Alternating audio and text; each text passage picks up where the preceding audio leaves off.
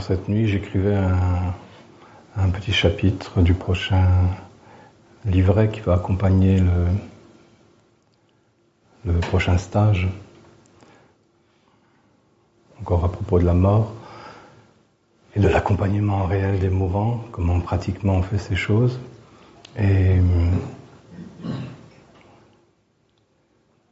à nouveau, je suis tombé 3 fois dans ma réflexion en écrivant sur la même phrase.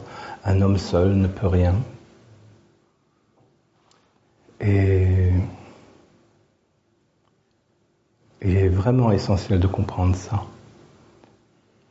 Vous voyez,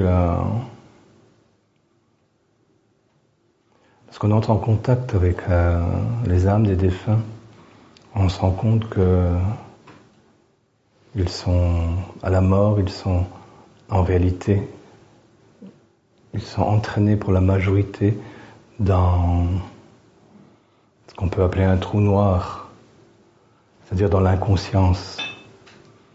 Et ils vivent, ils subissent tout ce par quoi on passe dans la mort, ils le subissent dans l'inconscience. Et après, soudain, ils se retrouvent à nouveau dans le corps d'un bébé et c'est reparti pour un tour de vie. Et selon le karma, justement, des vies précédentes, ça se passe plus ou moins bien, mais généralement dans une bonne somme de souffrances intérieures ou extérieures.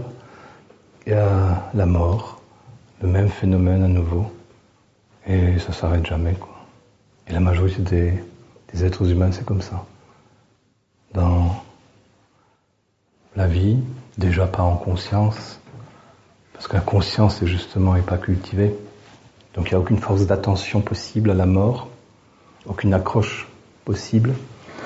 Et à la mort, c'est le trou noir.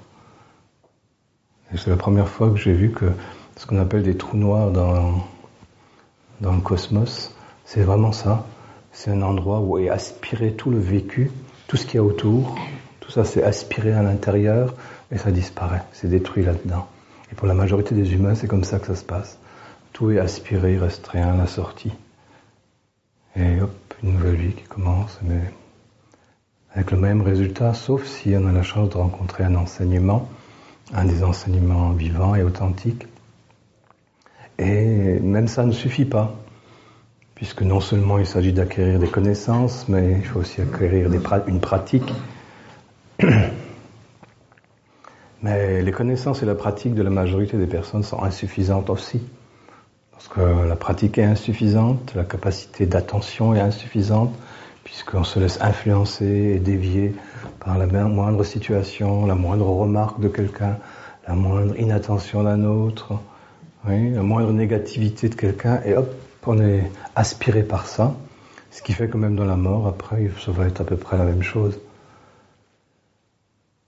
Et ça, c'est la raison pour laquelle j'ai décidé de former des personnes pour accompagner les défunts, pour qu'il y ait un 3e élément supplémentaire, pour qu'il y ait quelqu'un qui soit un guide auquel on peut s'accrocher constamment au cours de la mort. Sinon, cette espèce de trou noir, cette inconscience happe chacun, et heureusement, selon le karma, ensuite on renaît dans des conditions plus ou moins favorables. Mais c'est une des grandes explications pour lesquelles des gens qui semblent suffisamment évoluer, en fait, doivent recommencer presque à zéro à nouveau, comme s'ils n'avaient jamais été évolués auparavant, comme s'ils s'étaient jamais exercés auparavant, parce que cette faculté d'attention consciente n'a pas été développée. Et c'est la raison pour laquelle Gurdjieff dit que la pire chose chez l'être humain, c'est l'influençabilité. C'est-à-dire la moindre chose qui passe, hop, on est happé par ça, on est pris par ça.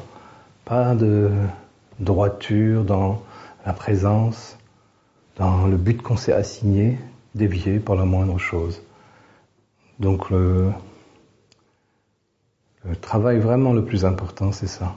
C'est s'exercer à cette présence, déjà dans la méditation, et de façon rythmique, régulièrement, dans l'attention consciente, à la respiration ou à d'autres activités qu'on peut faire. Le faire de façon régulière, de façon à ce que ça devienne un processus vraiment important en soi. C'est le plus important. C'est pour ça que le rappel de soi, la méditation, l'attention consciente dans la présence, c'est au début et c'est la fin, c'est tout le temps. C'est le plus important. Et ensuite, un homme seul ne peut rien.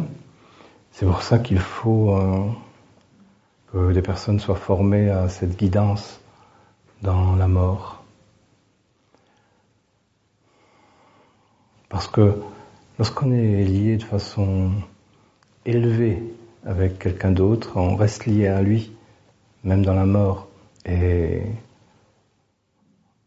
ça, c'est l'occasion de, au-delà de tout le travail qu'on a fait soi-même, de pouvoir recevoir des indications, des rappels constants par quelqu'un d'autre, parce que notre âme est en résonance avec cette personne. Parce que c'est vraiment un ou une amie sur le chemin. Et pas le chemin de la vie terrestre seulement, mais le chemin au-delà de la vie.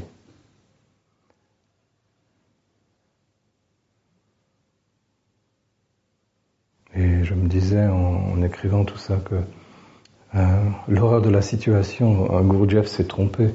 C'est pas dans la vie. La vie, ça va, on s'en tire à peu près, chacun. Mais l'horreur de la situation, c'est juste après.